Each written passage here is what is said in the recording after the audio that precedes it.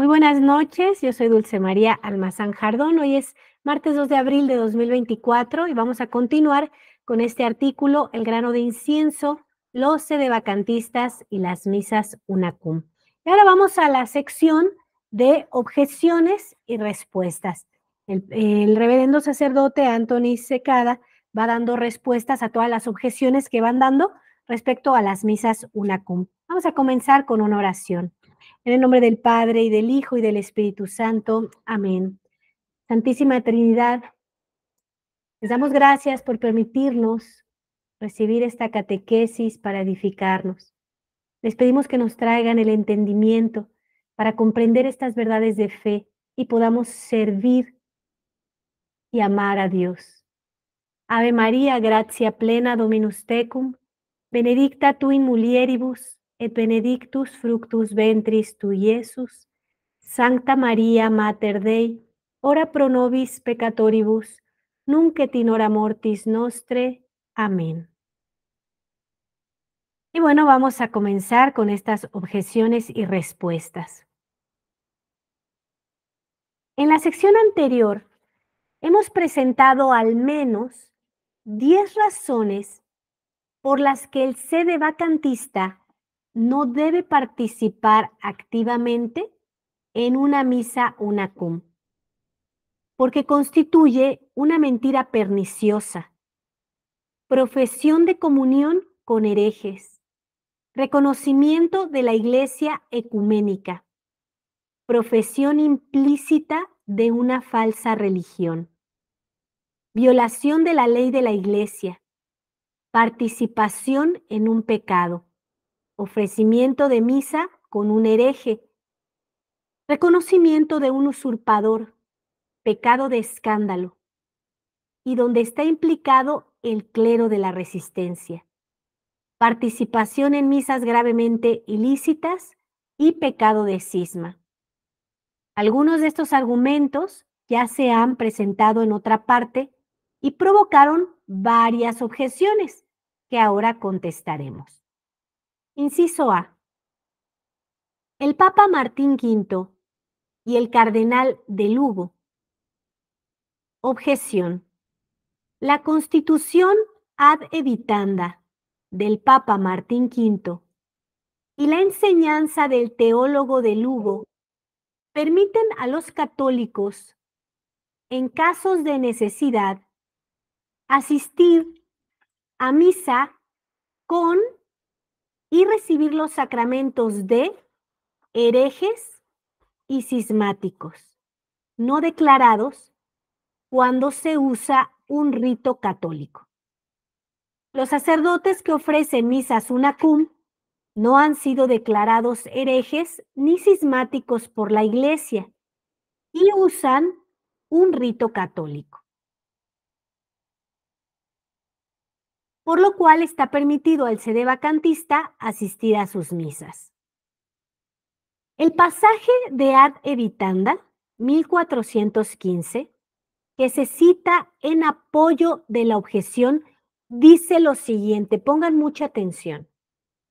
Nadie de ahora en adelante estará obligado a abstenerse de la comunión con otros en la administración o recepción de los sacramentos, ni en cualquier otro acto religioso o no religioso, bajo pretexto de cualquier sentencia o censura eclesiástica, promulgada en general, ya sea por el derecho o por un individuo, a menos que la sentencia o censura en cuestión haya sido específica y expresamente publicada o proclamada por un juez acerca o en contra de una determinada persona, colegio, universidad, iglesia, comunidad o lugar.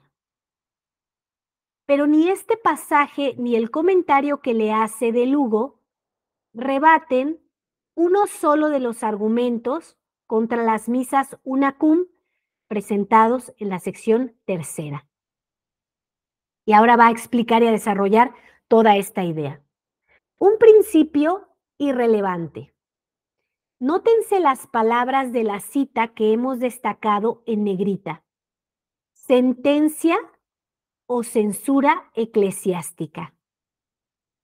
Se refieren o bien a juicios pronunciados por un tribunal eclesiástico o a censuras tales como la excomunión. Ninguno de nuestros argumentos contra las asistencias a misas unacum se basa en los efectos de sentencias o censuras eclesiásticas, tales como la excomunión. Frente a esto, ad editanda es, entonces, irrelevante a nuestra actual discusión. Esto resulta aún más evidente por el contexto histórico en el cual fue publicado el documento. Martín V promulgó ad editanda en el Concilio de Constanza en 1414 a 1418, que acabó con el Gran Cisma de Occidente de 1378 a 1417. Periodo turbulento en la historia de la Iglesia, con múltiples pretendientes al papado. Antes de ad editanda, el derecho canónico prohibía al católico comunicar de cualquier manera en asuntos religiosos o seculares con alguien que estuviera excomulgado. Quienes violaban esta prohibición incurrían ellos mismos en una censura.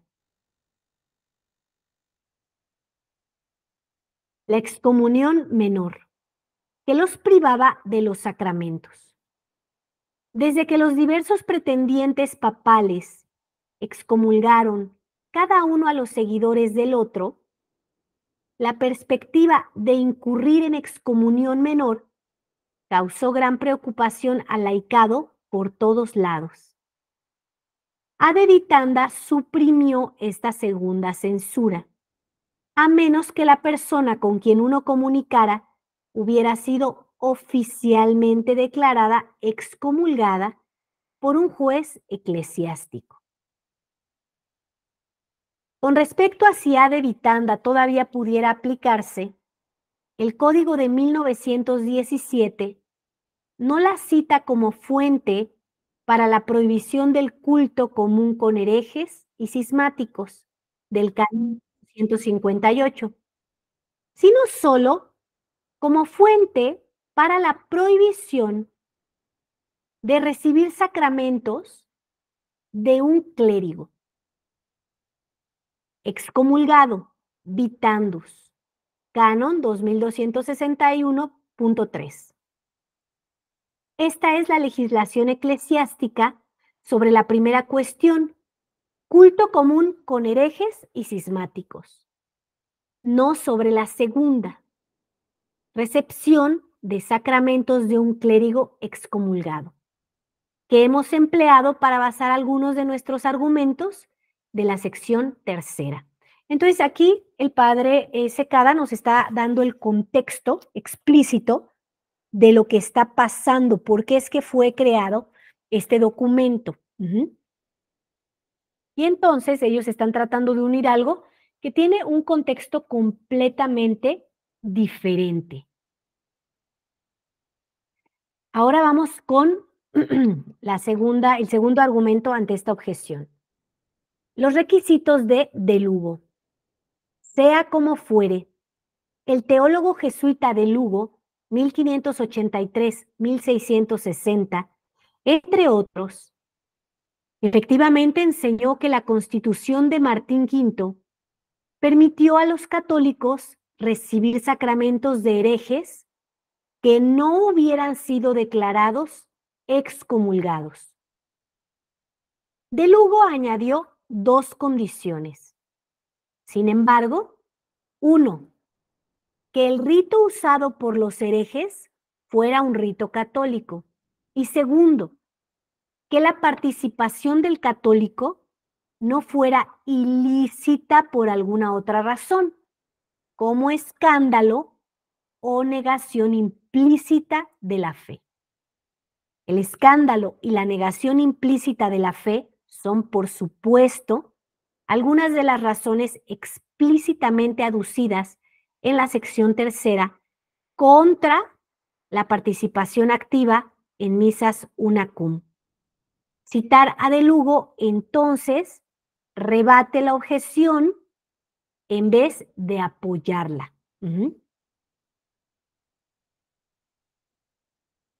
Tercer argumento, rechazo del Santo Oficio.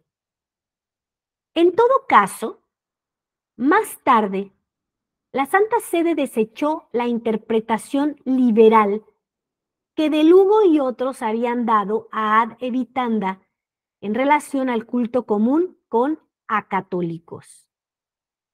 En un pronunciamiento de 1753 que citaba al Papa Benedicto XIV, el Santo Oficio declaró que ad editanda permitía a los católicos comunicar en materias meramente civiles y seculares con herejes que no hubieran sido expresamente declarados tales por su nombre.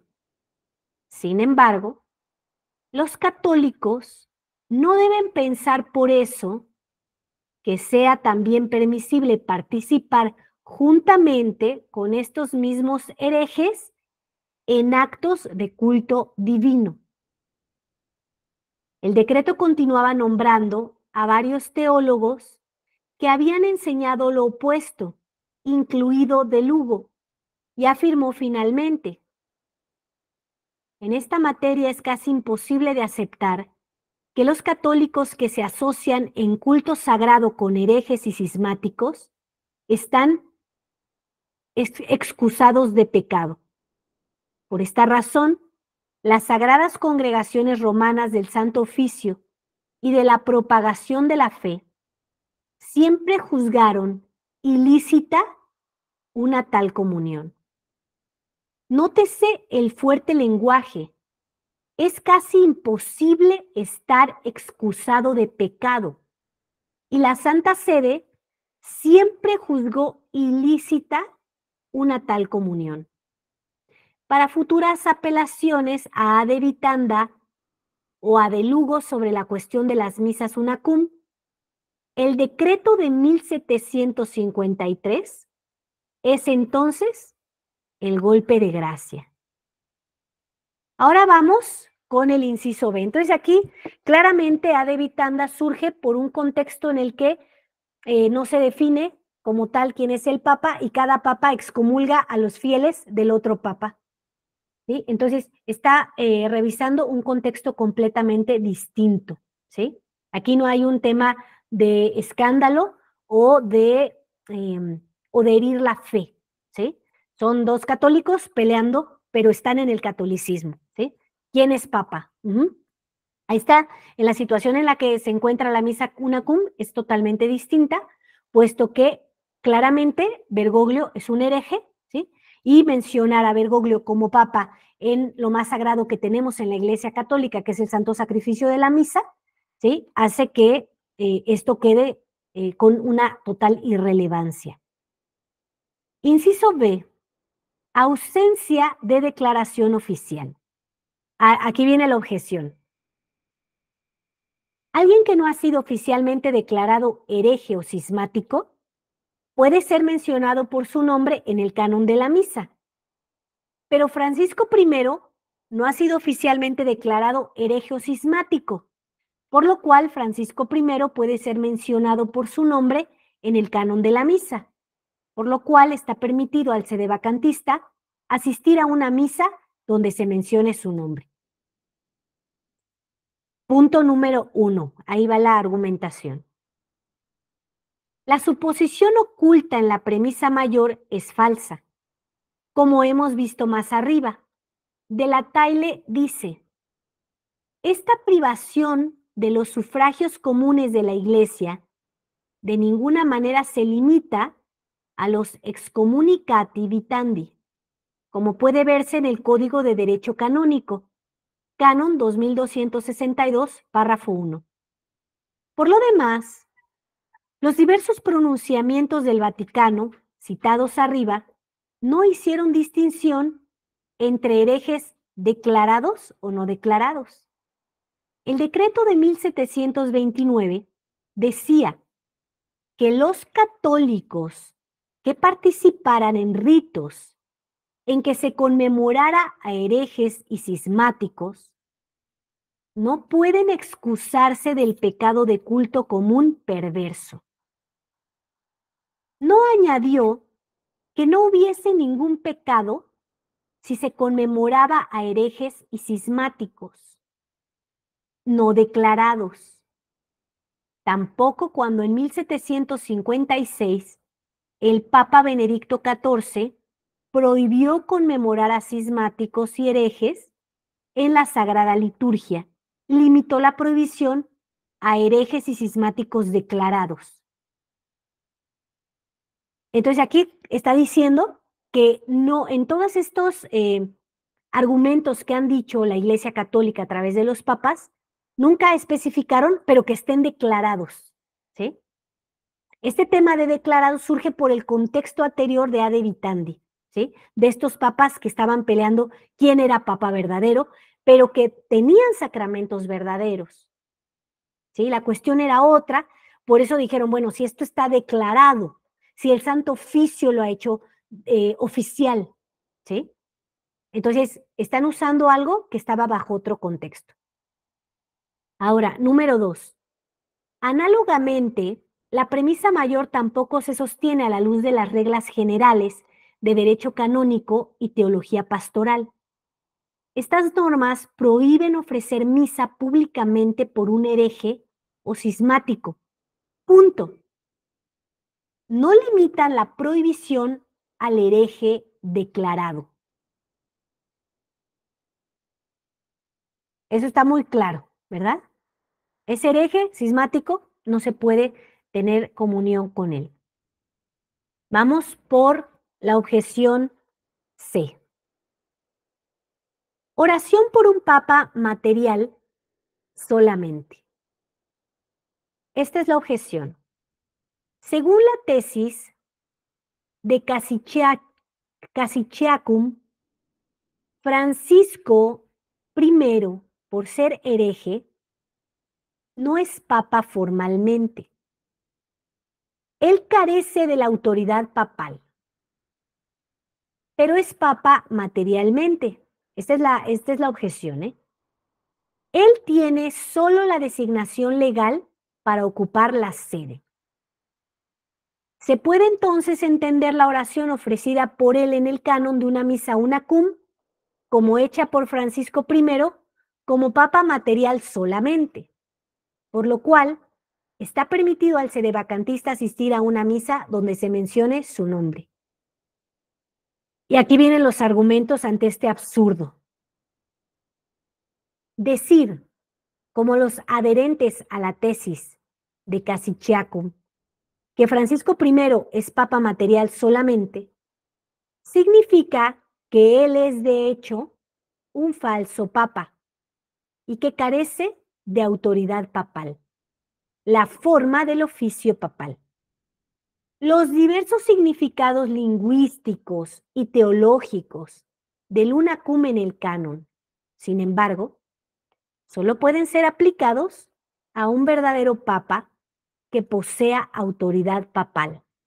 Por ejemplo, cabeza de la iglesia, vicario de Cristo, sucesor de Pedro, principio de unidad, pastor visible, etc. Ninguno de estos puede ser atribuido a alguien que carece de dicha autoridad, como lo es Bergoglio según la tesis. Así, la oración unacum no se puede entender como referida a un papa material solamente.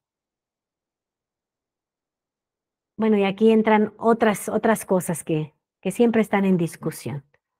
Vamos a avanzar. Inciso D. Canon 2261. Sacramentos de excomulgados. Aquí viene otra objeción. A los fines del argumento, permítasenos asumir lo peor sobre los sacerdotes que ofrecen misa sunacum, que el clero del motu es herético, que el clero de la resistencia es cismático y que ambos grupos están excomulgados. Pero según el canon 2261.2, los fieles pueden, por cualquier justa razón, pedir los sacramentos a un clérigo excomulgado siempre y cuando no sea un vitandus, especialmente si faltan otros ministros, y el clérigo excomulgado puede administrarles los sacramentos, por lo cual está permitido al sedevacantista participar activamente en una misa unacum.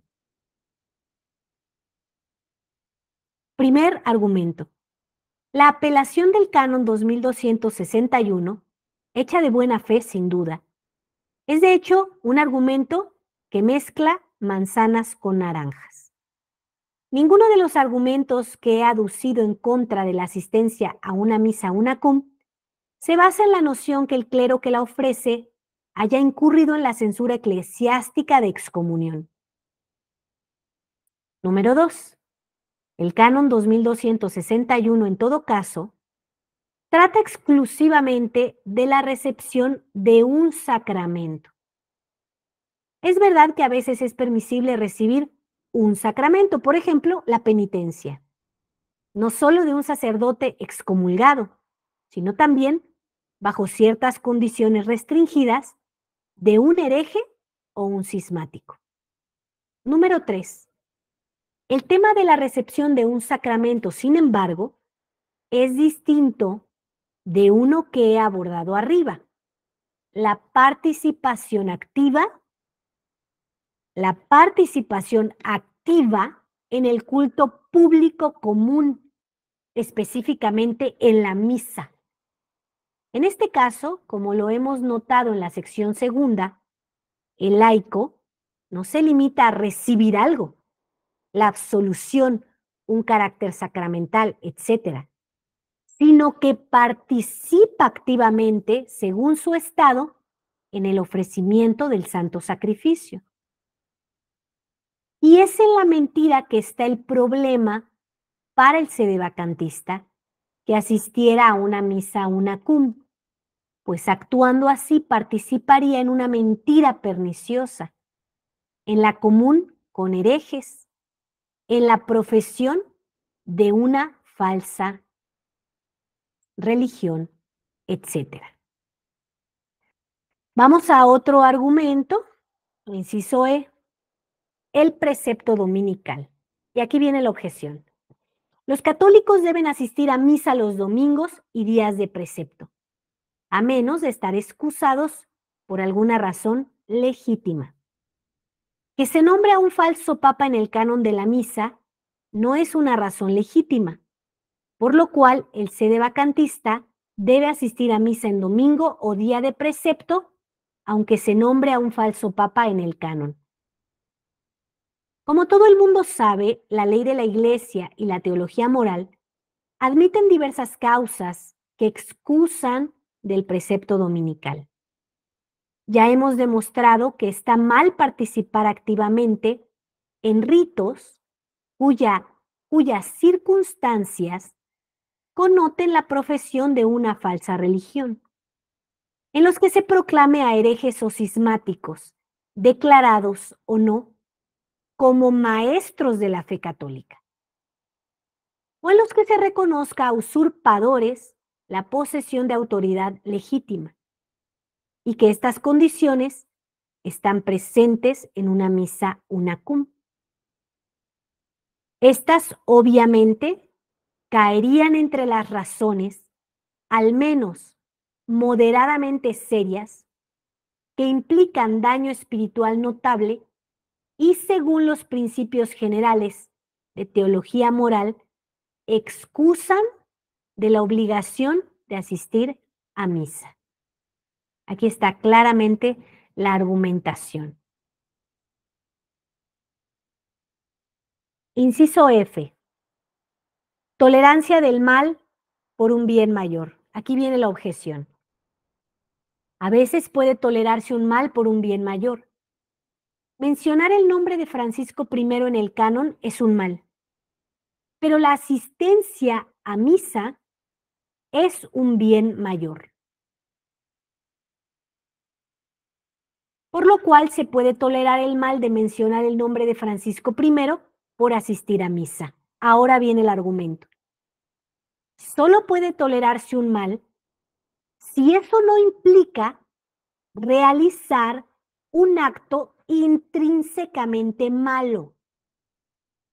En este caso, sin embargo, ya hemos demostrado que el sedevacantista que participa activamente en una misa, una cum, se compromete en una acción que es una mentira perniciosa, que daña a Dios en materia de religión, un pecado mortal por su misma naturaleza, debido al mal adjunto, que significa la profesión de una falsa religión que participa en un pecado.